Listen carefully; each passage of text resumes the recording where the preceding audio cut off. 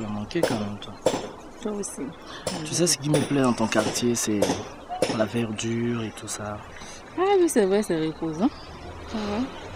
Et puis, je suis en train de préparer des projets pour toi. Waouh, c'est intéressant. Ouais. Karen. Karen, s'il te plaît, viens. Tu le connais? Attends, tu as un problème? Viens, s'il te plaît. Est-ce que tu le connais? Tu as quel problème? Karen, viens, s'il te plaît. S'il vous plaît, je ne vous ai pas adressé la parole. Vous savez à qui vous avez affaire? C'est pas mon affaire. Attendez. Viens, Karen. Vous savez... S'il vous plaît, je me suis pas Attends, il adressé à vous. met pas en colère. Calme-toi, Karen. Dis-lui qui je suis. Je dis, Attends. je me suis pas adressé à vous. Vous savez qui je suis? Je m'en fous de ça. Ok, je vous la laisse, mais vous... Non, attends, mais je le fous en prison, lui, hein. Karen, tu lui dis qui je suis, sinon je le fous en prison. Calme-toi, Karen, laisse-moi. Attendez, Sens que quoi? c'est toute votre famille qui tire menace. Vous me connaissez? Oh. Tu fais quoi encore sur moi, vieillard? Parce que ton père, j'ai dit ton père. J'ai dit à quoi? Ton père, Oui. c'est du rhumatisme qui me fait respirer. Assez Yantala. J'ai dit, Il s'agit bien ton de père mon me père. fait- J'ai dit il il me- s'agit il me bien fait de mon respirer du père. rhumatisme. Il s'agit bien de mon père. Ta mère, c'est une pharmacie ambulante. Oui, je sais, mais il s'agit de mon père. Toute ta famille traîne dans ma maison. Sors! Et puis quoi? Non. Sortez de chez moi. Merde! Sortez de chez moi. Sors! Non! Et puis ce jour, les dieux! Mais tu... Non! Non!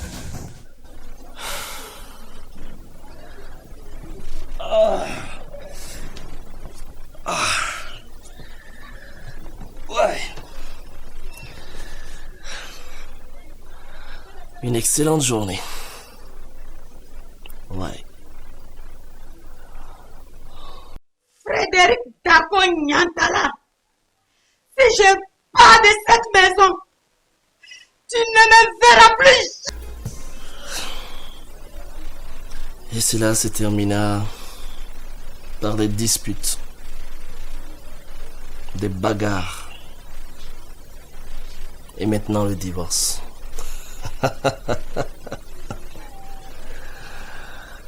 Ouf, enfin. Cette fille de pauvre est sortie de ma vie. Maintenant, je vais au moins faire une petite épargne. Frédéric Darko Yantala. À nous la vie. Ah oui, ok.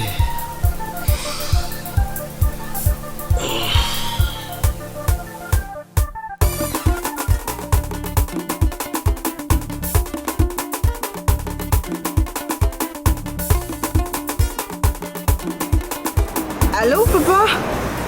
Oui, je suis à l'école? D'accord, ok, je te rappelle tout à l'heure. D'accord, bisous, papa. Le père et sa fille chérie. Chaque 2 minutes, mon père m'appelle pour savoir où je suis. Ça me fatigue. Non, c'est un père qui a chuchoté. Écoutez-moi bien, les gars. Moi, chérie bébé que vous voyez, là,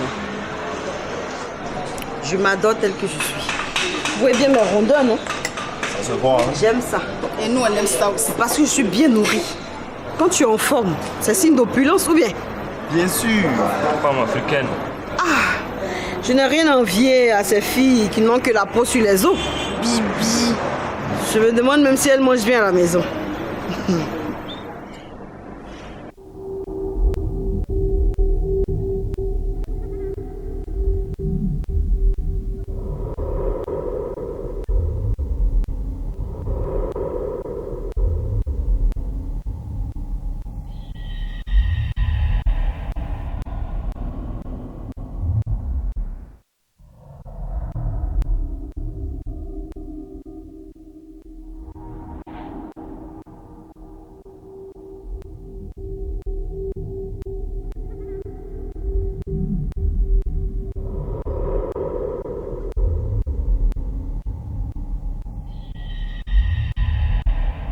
Au nom de la terre, au nom de l'eau, au nom du feu, au nom de tous les esprits du cosmos, je t'invoque, esprit de fortune, afin que ce matin, mes élèves, mes collègues, Et tout ce que je rencontre sur mon chemin me donne la fortune dont j'ai besoin. Je suis dans la corne de l'abondance.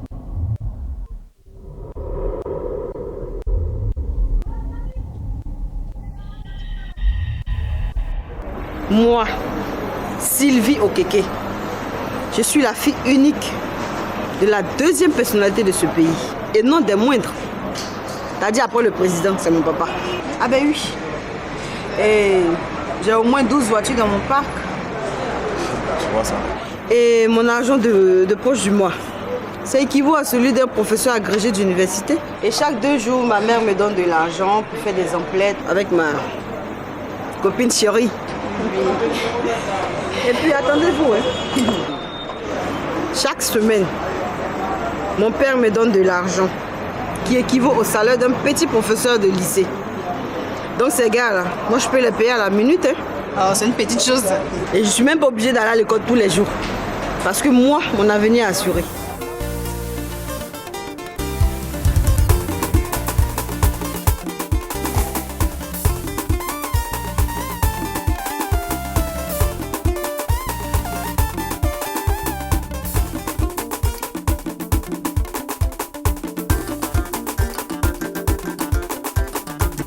Je suis fatigué de l'enseignement.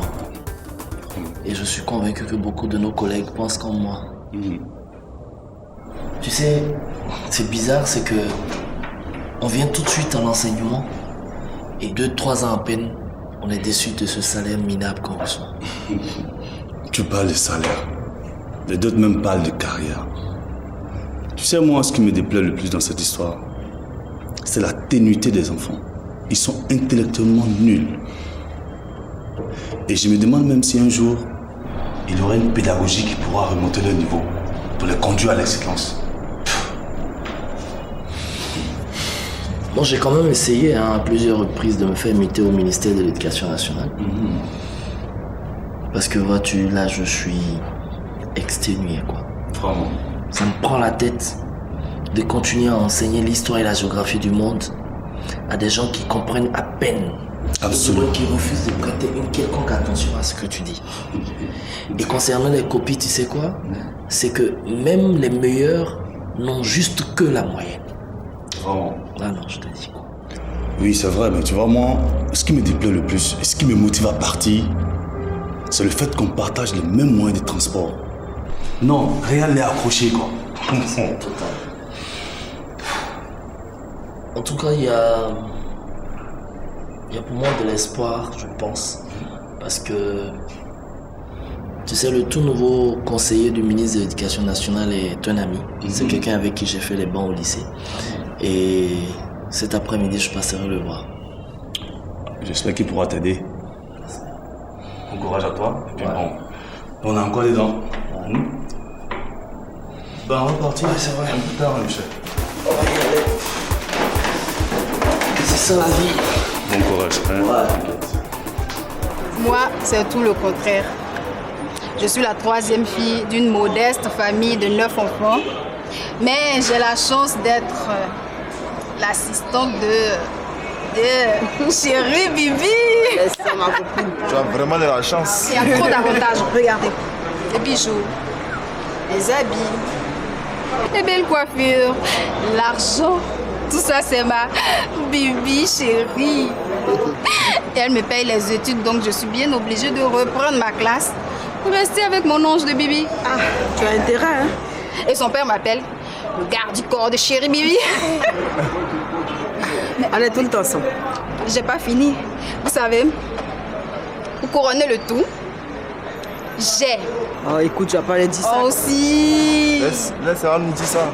J'ai une carte d'accès à Petit Paris.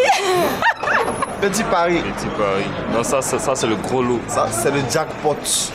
Petit Paris. Petit Paris.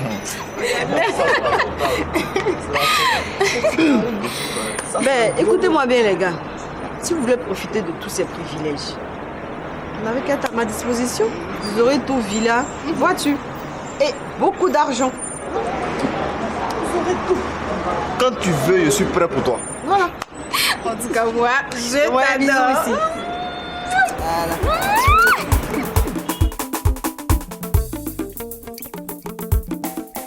Je ne supporte plus ce boulot d'enseignant. Oh, je n'en peux plus. Mais pourquoi m'appelles-tu monsieur le conseiller? N'as-tu pas été mon voisin des classes au lycée? C'est vrai, mais quand les gens viennent à occuper des fonctions importantes dans ce pays, ils changent d'attitude et d'ailleurs ils exigent des appellations qui riment avec leur poste, quoi. Donc, en tout cas, comment j'ai entendu dire que vous venez d'être... Pas de vous entre nous, hein. C'est toujours tu. Les choses n'ont pas aussi changé que ça. Merci beaucoup, merci. Quand j'ai entendu dire donc le nouveau conseiller du ministre s'appelait Monsieur Olivier Malone, alors franchement, ça a été une fête chez moi. Ça a été une fête dans ma petite maison. Bien que je traverse en ce moment une période difficile, pénible. Une difficulté et des peines. Beaucoup. C'est pas facile. De quoi s'agit-il? Alors, il y a d'abord ce boulot merdique. Mais il y a aussi et surtout que je viens de divorcer d'avec ma femme. On s'est quitté parce que je ne supportais plus sa famille, le balai de sa famille à la maison. En plus que c'est une famille pauvre. Elle m'empêchait d'économiser. C'était trop compliqué. Bon, on s'est séparés. Là, j'espère que les choses vont aller pour le mieux. Oh, ça c'est le lot des Africains. Fedi, tu as eu tort de quitter ta femme pour cette raison. Celle que tu vas prendre, elle va te coûter encore plus cher. Tu vois, dans tous les pays du monde entier, les femmes sont une source de dépenses à n'en point finir. D'ailleurs, il y a un professeur arabe qui disait que, pour les femmes, l'homme est avant tout comme une espèce de banquier, et ensuite, l'esclave de leurs désirs.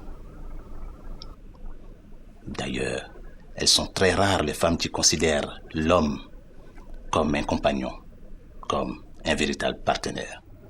Même chez eux, là? Ah oui, qu'est-ce que tu crois? Même chez eux? Oh là. C'est partout pareil. Dis-moi, tu as quelqu'un dans ta vie? Ah, quelle question, Fedi. Évidemment, oui. Notre bonheur passe par les femmes. Et oui, c'est pourquoi je dis qu'il faut les posséder à la maison. Je dis bien, les posséder. Écoute, Mélone, moi, j'ai décidé de réussir par tous les moyens. Et je ne compte pas du tout m'encombrer avec ces femmes, ces êtres versatiles. Ah, Fedi, tu viens de me démontrer que tu n'es pas porté sur la lecture. Et pourquoi? Parce que si tu l'étais, tu aurais su que pour Sacha Guitry, réussir pour un homme, c'est de gagner plus qu'une femme ne peut dépenser. Évidemment, pour la femme, réussir, c'est tout simplement d'avoir épousé un homme d'une telle réussite. Et puis, Dieu, je pense, les a créés pour que nous puissions engager des dépenses pour elles. Tu comprends?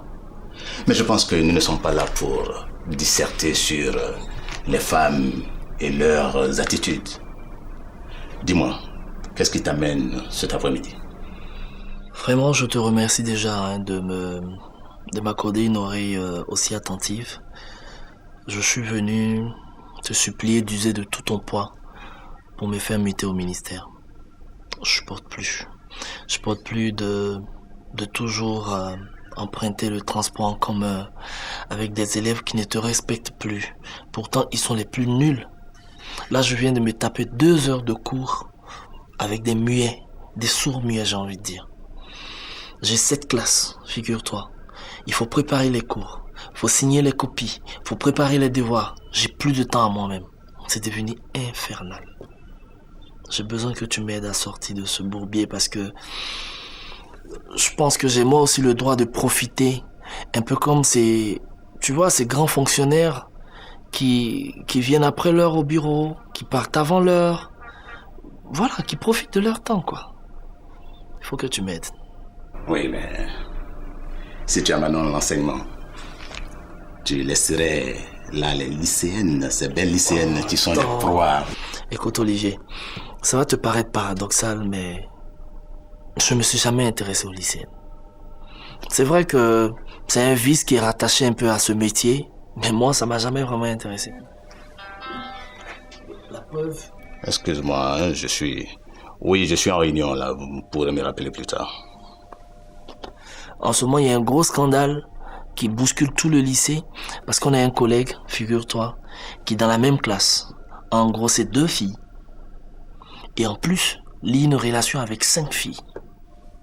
Qu'est-ce que tu racontes? Mais si, je te dis. Hein. Et quelle a été la réaction du proviseur?